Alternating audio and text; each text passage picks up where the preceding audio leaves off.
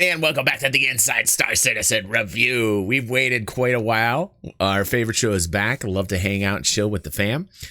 And I don't know. I kind of get underwhelmed every time like they come back from a break. It always feels like going back into it, the episode isn't necessarily gangbusters. And that's probably because they're on break. They're trying to chill out. They're trying to relax. But I just want one episode to be like, when you come back from a break, to be like, bang, gangbusters in your face. I mean, like, really, when you think about a 3.10 dropped, there should be some hype. There should be some excitement.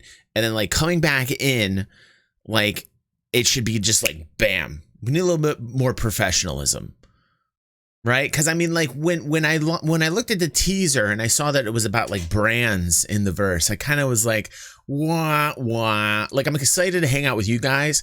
But like the episode itself didn't really spark up any like excitement. I was just like, okay, we're going to talk about like what clothing brands in the verse. I mean, if we can relate it to the economy and get a little bit more economy information, and great. But there was a little tidbit about Squadron 42 in the teaser. So I'm gonna hold off the criticism for now, and let's just watch together and see what's going to be happening here. Yeah, my favorite brand is, of course, Origin. That's a very difficult question. I have to think about this. CDS, which is Clark Defense Systems. Let me think. What else is a good manufacturer? Would be Argo. Drake. What's good other than Drake, though? No, surprise, He's got a good my point favorite there. manufacturer is an FPS manufacturer. No. It's got to be Drake. Right now, the narrative team is managing about 250 brands that cover a wide variety of areas, from consumer goods to government agencies to service providers.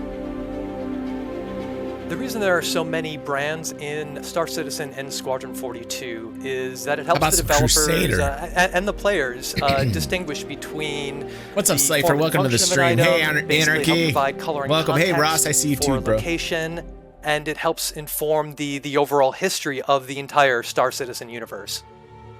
Let's take Origin, for example. If you see that ship coming at you, it's going to probably have these sleek and elegant lines that's very visually distinct. If you're flying one, you know it's going to be high performance and probably cost you a lot.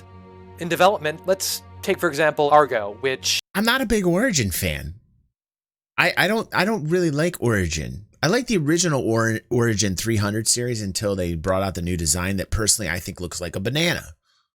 I think the old Origin 300 series looked like a goddamn racing car, and the new one looks like a banana.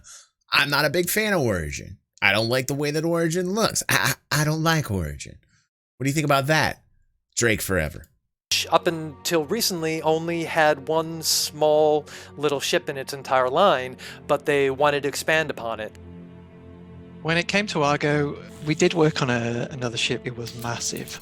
I mean, it came before the SRV and it came before the Mole. And even though it was never fully realized, there was a lot of technology and shape language came from that ship. What are they doing with this? This is horrible. This is like a frisbee that needs to die. I'm glad this was a concept that just, yes, no longer in development is what it says behind me. Let's just all clap that the frisbee of death has not made it. What crazy acid trip was somebody on at Cloud Imperium right here? This does not work at all. What is this? Oh my God. And so it was super useful. That basically has informed a lot of... What is that? That's not everything is a good idea. Slightly exaggerated. Everything feels like it's got thicker skin. Not a good idea. We've introduced some big chunky VTOLs. It's not paper thin metal. Keep it orange, so it's still got that sort of industrial vibe. And so you have a cowling of general sort of cleanliness, and then underneath it's just hardcore high density mechanical tech. So there are all these sort of things that start to come in that are influenced by the name. Yeah, Argo should be heavy industrialized looking ships, and they're doing a good job. Of a ship. What they've got can also help very designers limited. figure out the balance of items like FPS weapons. So one of the things that we're looking at doing this quarter is putting all of our FPS manufacturers into what we call a balance triangle. A balance triangle is used in a lot of different industries, actually, and it's more commonly seen in stuff like product design, where you're looking at, you've only got a finite amount of time and money, so you're trying to decide if you want to make it quickly, if you want to make it good, or if you want to make it on the cheap. And you're essentially trying to pick this point on the triangle, and whichever... Thank you so much, Scarface. Welcome to the family, bro. Direction you go in, it comes at the cost of two other things. So when we're talking about manufacturers, for consistency, we want to make sure that they have their own identity, and that's where the same balance triangle comes in. So the 3 points that we chose for our weapons that made the most sense to us were power, which generally translates into the amount of damage it puts out per shot, speed, which just translates mostly to rate of fire. I like the variables that they're talking about here with different manufacturers and the FPS weapons. Anarchy Burger, thanks for those 100 bits, bro. Thank you so much. Killian, God bless you guys. Thanks. It's been too long since we had one of these review shows. Thanks to everybody for showing up here. Thank you. Thank you, Killian. And how fast it can get bullets down range, and range as well. So essentially how steady the weapon is in the hand, if it loses much energy over time as it travels. How many of you think that they should add an option for gun stocks? You know, that's something maybe worth discussing. And essentially just if something is skewed towards range, then obviously it can fire more effectively at longer ranges. So the way this ties into the bigger picture is really, especially with it giving us more consistency across the brand, you need something that's going to tie everything together, narrative, art, and essentially design, and the way these things work. And we need them to be identifiable for everyone, kind of upon first look. So if I, for example, found a Castak shotgun, I know it's going to be about power, and I can see it on the floor. It looks like a Castak weapon. It is a Castak weapon. It's going to be about power, and all of that ties together. But as we've identified on a weapon-to-weapon basis, there are some manufacturer outliers, like, say, for the Gemini S71, it's a marksman rifle, and that will never fire faster than the assault rifles that we've got. So we're quite okay with having the odd outlier per manufacturer, kind of like a car manufacturer would, where they might try something a little bit different, and it either works out or it doesn't, but at their core, they're still making weapons that are skewed in one direction. Brands also extend past items, though. They can be groups of people. They could be something like, let's say, Ninetales Outlaw Pack. If you see a Ninetales symbol on a ship or on a piece of armor or even spray painted on the wall in a location, that may tell you to either avoid that area or head on in, depending upon whether you're friends with that group or you're enemies with it. And we're going into this level of... All right. These are things that are way far out, though. Like tagging, right? But like essentially nothing really useful right here as far as just a little tidbit of information with the FPS weapons. So far, I'm starting to get a little bit... I'm feeling it, guys. I'm starting to... Like something better happen here because I'm really going to... I think I'm going to... I think my face is going to turn as red as the shirt that I'm wearing right now. I'm starting to get upset. Because it really will enrich in the game, make it feel more alive and lived in. It'll help provide context and color. It'll deepen the history to help explain how we have gone from here to there. So by doing this, we hope to make the world more familiar and relatable to players and just in general more immersive. Because really, okay, this guy sounds like a commercial. Sorry, don't mean to offend anybody here, but this guy, I feel like I'm watching I get it, it's branding, the irony, I understand, but this guy sounded too much.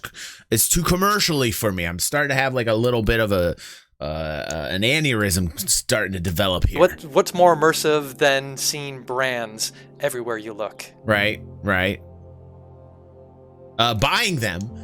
With more than 250 corporations currently spanning everything from vehicle components to financial services to food and drink and more, you can learn all about the brands being used to inform nearly everything in Star Citizen and Squadron 42 by checking out the portfolio articles in both our monthly Jump Point digital magazine for subscribers, as well as the weekly lore posts found on the RobertSpaceIndustries.com website. All right. Both of which don't have plug the archived subscriptions. from back to 2012. But up next, come on, Jared, let's get look back ahead into the at what's info, going bro. on in development now in this week's Sprint Report.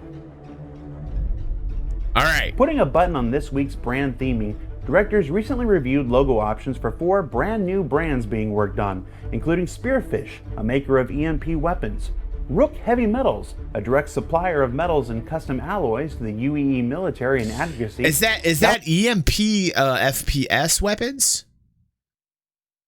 I think that has to do with EMP FPS weapons. Now that's a little interesting. Van Publishing, the Terran-based publisher of Whitley's Guide for Vehicle Enthusiasts, and the Navy Surplus brand, offering BDUs, jackets, pants, and more that have been retired from active service.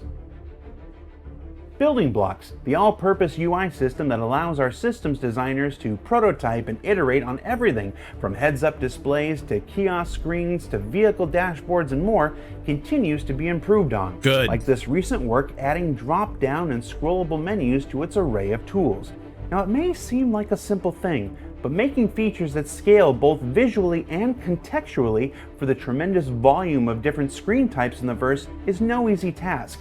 And before anybody goes reading too much into the text that you see here, this is all just a collection of random terms the folks in UI use to fill out the various spaces. There's no info to mine here. DY. Work also continues on the layout transitions and drag reordering functionality that will serve as the basis for managing players' physicalized inventory when that's scheduled to come online later this year. And after seeing the prototype iterate, gonna hold you to that, guys. Really, we want to see that. A lot of people in our community want to see this. Might also be used for. Now, who wants to take some guesses? Cargo Decks. Cargo Decks 2020. The Environment Art team are continuing their work adapting the gas cloud tech originally developed for Squadron 42 to be used in the persistent universe, like this test for the spacescaping of service stations that sit along Lagrange points throughout the Stanton system. Now, work like this will not only be used to bring added texture and visual breakup to the system, but it's also anticipated will add a fair number of new gameplay opportunities as well, as we continue to explore. Okay, and can we fix the roids and the roid belts outside of yellow? Can we do that for the miners, please? And then we can add these little gas clouds in there. Let's do that first and then add the gas clouds in. Explore the various ways we can incorporate this tech across the breadth of Stanton's various points of interest. Work also continues apace on the upcoming cargo decks, which aim to bring new depth to cargo and player-to-player trading when they come online later this year.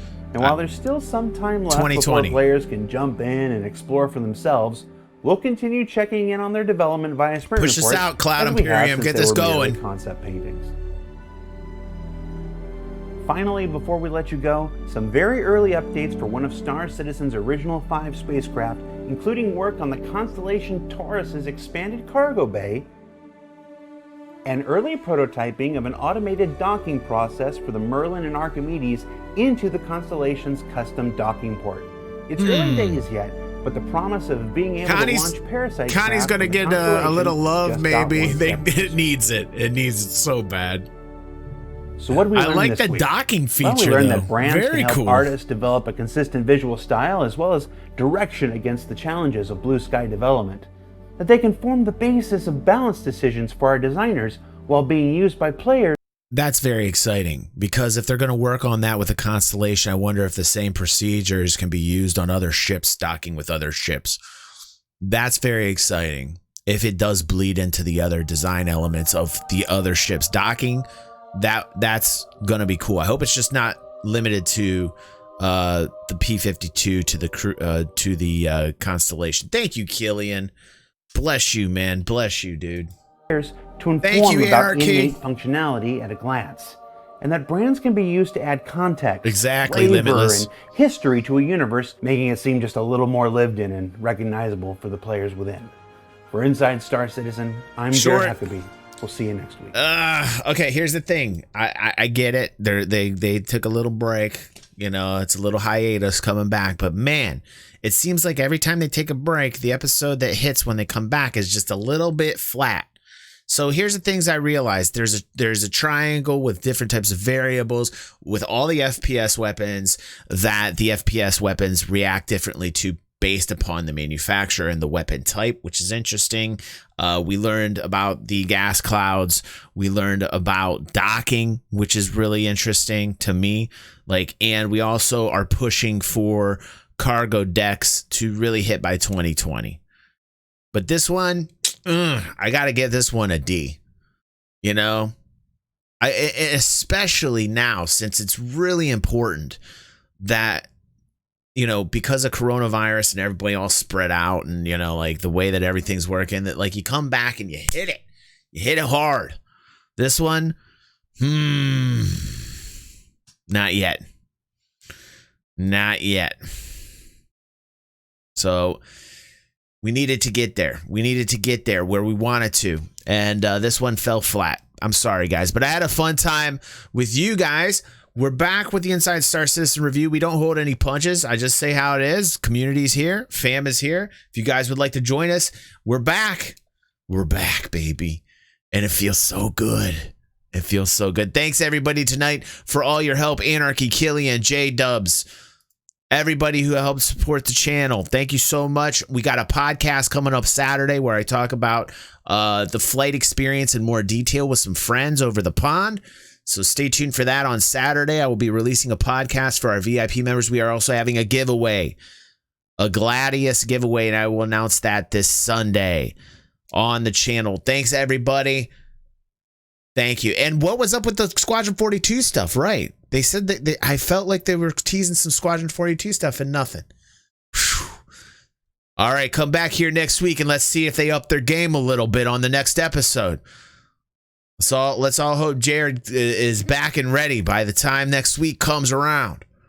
See you guys. Lots of content on the channel. It keeps hitting. Thanks, everybody. I'll see you on the next video or stream.